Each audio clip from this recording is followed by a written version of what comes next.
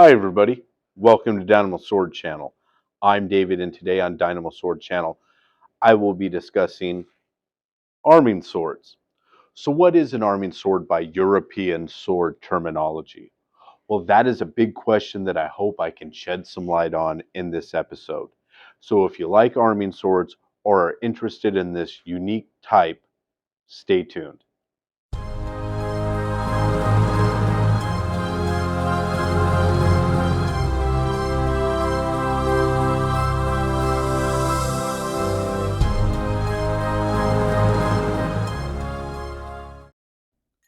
In its most simplistic form, the arming sword is the standard single-handed sword of the Middle Ages. Of course, the most standard sword throughout the world and through the centuries feature the standard blueprint of what would be considered an arming sword.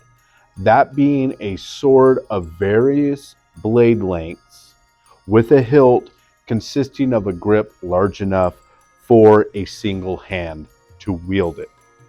So what makes an arming sword different from those other swords around the world? Well, not much really, but there is a distinctness and overall purpose to the arming sword and just how it got its name. We see the first use of the term arming sword found in the 14th century to distinguish itself from the long sword, or more specifically, war sword, which was gaining more prominence at the time. During a battle between the German mercenaries of Manfred of Sicily and French knights, the French were having difficulty combating the Germans who carried large greatswords of war of type 13A, as well as wearing the newly developed plate armor. Now this made their offense futile, as their shorter bladed swords of type 14 and 15 could neither directly engage the longer war swords nor pierce their plate. That is until one observant knight noticed that as the German mercenaries raised their war swords to strike, their vulnerable underarm was exposed. A call to strike this area was made, and many Germans were disabled.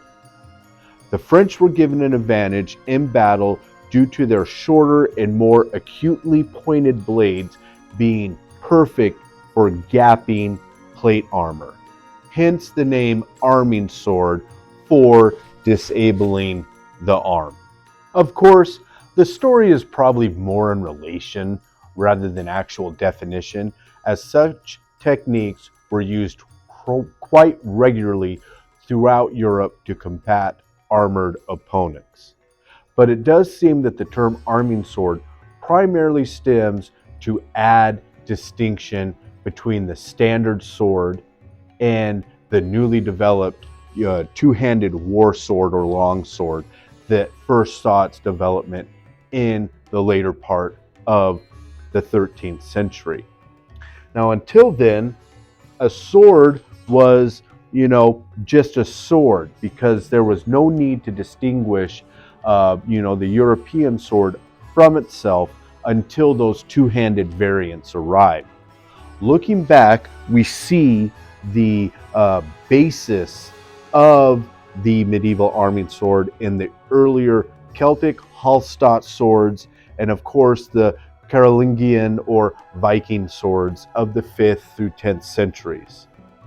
Now, we don't see or recognize what we really consider an arming sword until the change to the hilt to a more cruciform style in the 11th and 12th centuries. These earlier period swords, known as type 10 in the Oakeshott typology, did share similar blade design to those Carolingian or Viking swords, but a mix of Christian ideology, and of course defensive design saw these swords adapt to a longer crossguard to protect the wrist and hand, as well as a more complex and simple pommel of wheel or ovate style. For the next 200 years, the basic European sword wouldn't see much change in blade design until the both thinner and more acutely pointed Type 10A of the later 11th and thinner and longer Type 11 came in also in that mid to later 11th to early 12th century. Now, the Type 10A could be attributed to giving a stronger focus on thrusting capability while also extending the length of the blade for use on horseback and for better reach of the sword arm. Now, the Type 11 can be attributed to giving a knight or rider a fully focused sword meant to be used on horseback, as the average blade length of the Type 11 averaged between 35 and 38 inches. It also, like the 10A, features more of an acutely pointed tip, but not with the prominence we would see on the swords of the 13th and 14th centuries. Overall, this was a slow but steady time of evolution for the arming sword. That is until the later half of the 13th century, when we saw the development of and as well as the consistent use of another more focused and versatile blade type, the Type 12. With the Type 12, we see the first signs of the medieval sword becoming what we would eventually consider the knightly arming sword. Though similar in overall look to the earlier Types 10 and 10A blades, the Type 12 is where we first see the profile taper of the blade body narrow to a more strongly on, I guess you could say, giving the sword that acute tip for thrusting.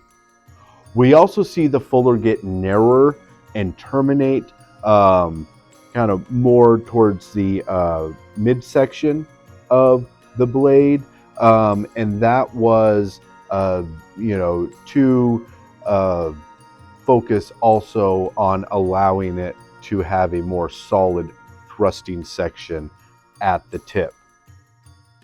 This would be further emphasized in the later Type 14, which broadened the blade at the base more so than any other previous type, but then also narrowed it sharply in blade profile to give a focus to that thrusting capability, even more so than the Type 12. Now we see ourselves back in that later to 13th and 14th century, where we again see the arming sword terminology being prominently used to describe single-hand swords.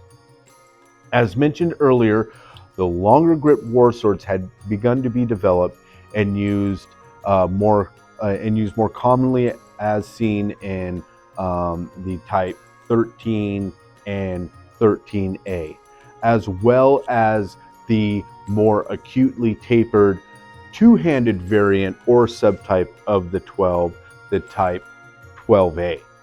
As previously mentioned, we see a drastic change in armor in the period as plate armor began gaining prominence, and chainmail also became more commonly used by infantry ranks. It is here we see the arming sword lose its focus on the cut and begin to primarily focus on thrusting capability with the Type 15. The blades of Type 15, for the most part, kept their broader base to incorporate cutting capability, but we do see a drastic narrowing of the blade body at the midsection to further thin the blade to a sharp, acute point at the tip. We would also see a change in blade geometry and cross-section as the medieval sword moved away from the more lanicular cross-sections of the earlier period to a more rigid and thrust-focused diamond cross-section. The thinner diamond-shaped profile offered less cutting surface at the midsection, but made the blades less flexible and allowed for strong thrusts into weaker plate, gambeson, and mail. The cross section also helped reinforce the tip to strengthen it in the thrust and prevent it from breaking off as easily as the more acute lanicular blades, such as the type 12 and 14.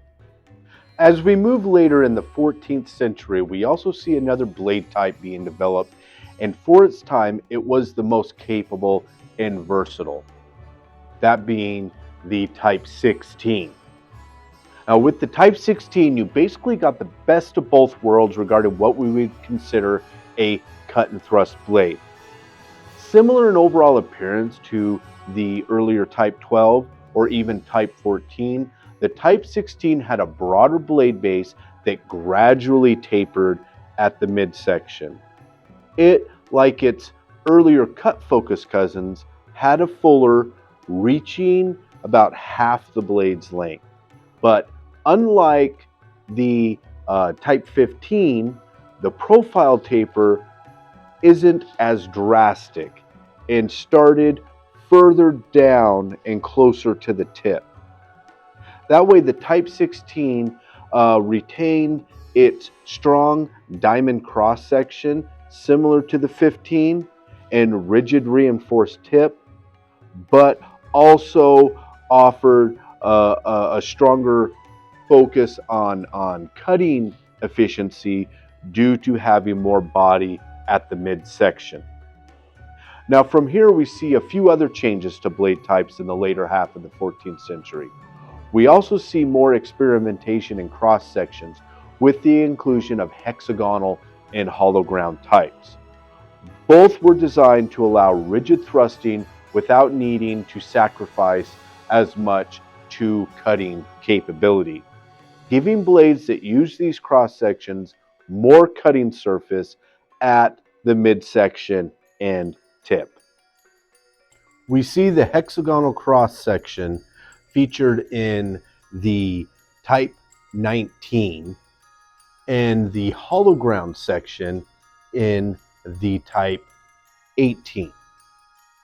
The 19 by type focused more on offering a parallel cutting sword to be used on horseback, whereas the Type 18 was seen more as a true evolution of the arming sword from the earlier developed 16, offering more adequate capability in both the cut and thrust.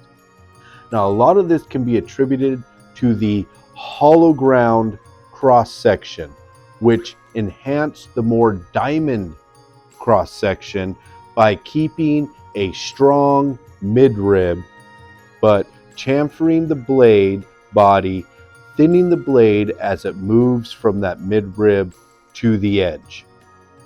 Now, by the next century, we see less focus on the evolution of the blade and more on the hilt of the arming sword. By the late 15th to early 16th century, we start seeing more intricate hilting of swords. Now, swept hilts, as they are called, became much more popular, adding better hand defense at a time when the shield began losing favor in the military ranks of Europe, primarily due to the inclusion and eventual prominence of firearms. Now, most of these intricate hilted swords featured blades of 19, and 18, with others featuring the thinner, longer Type 18 subtype known as the Type 18D.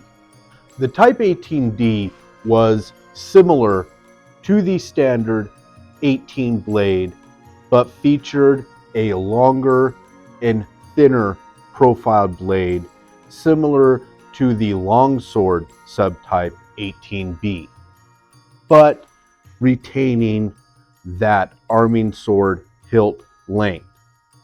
Now, this is also a time when the European sword will change names from the arming sword we are discussing today to what would be dubbed the side sword, or more prominently rapier, in the next century. But aside from the more military focused side sword, we also see a few other deviations of the arming sword name and type. Now, these swords would be known as riding or court swords by most scholars, and denoted a deviation in use and carry of the more standard arming sword as a weapon of war into a casual carry civilian weapon. Now, riding swords were not any less functional than their arming sword counterparts, nor were they named riding swords simply because they were prominently used by horsemen. The stems stems from the way they were carried and where they were carried. These swords tended to be shorter in blade length on average than the standard arming sword. They also tended to feature much more aesthetic design to their hilts. Wearing a riding sword was a sign of prestige or nobility in the mid-14th well into the 16th century, just like carrying a sword in general was a sign of knighthood or nobility in earlier centuries. Much like the arming sword of the time, the blade types were similar, with most riding swords having the cut and thrust blade types of 16, 18, and 19. Riding sword specific blade types were also seen in the 15th and 16th centuries. For example, the type 21. Now, this blade type was similar in profile to the earlier type 14 and 18, with a broad triangular profile blade. The blades were of diamond or hexagonal cross section with deep fullering.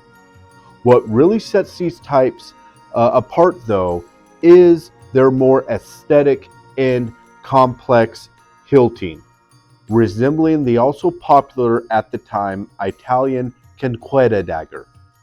However, there are other examples of the type that have more standard arming sword hilts. Now, the arming sword, though still the core weapon of the Middle Ages, did have quite a few deviations from its core focus as a battlefield weapon. Though its design changed, the prominence of single-handed swords would be seen and used well into the 18th and 19th centuries, with especially on the battlefield, with the addition of the military saber. We would also see the design of the arming sword used prominently in European and American ceremonies, art, and literature in the 19th and 20th centuries, romanticizing the arming sword as a symbol of honor, chivalry, and righteousness. Also, we see a rise in historical research focusing on the arming sword, which references the discussion I'm having with you all today, namely through the research and study of the late Ewart Oakeshott and his typology of the medieval sword. Overall, the arming sword is a sword that held much prominence and function for nearly a millennium in Europe, from its beginnings in the Carolingian era of Viking and Anglo-Saxon warriors to its eventual transition into the side sword and rapier of the post-Renaissance era. The arming sword is truly the most historically prominent sword of Europe and the true knightly sword of the High Middle Ages and Renaissance. Well, I hope you enjoyed this discussion topics episode on arming swords. Be sure to like and subscribe, as well as leave comments and questions. And of course, look for future discussion topics right here on Dynamo Sword Channel. Thanks again for watching. I'll see you next time.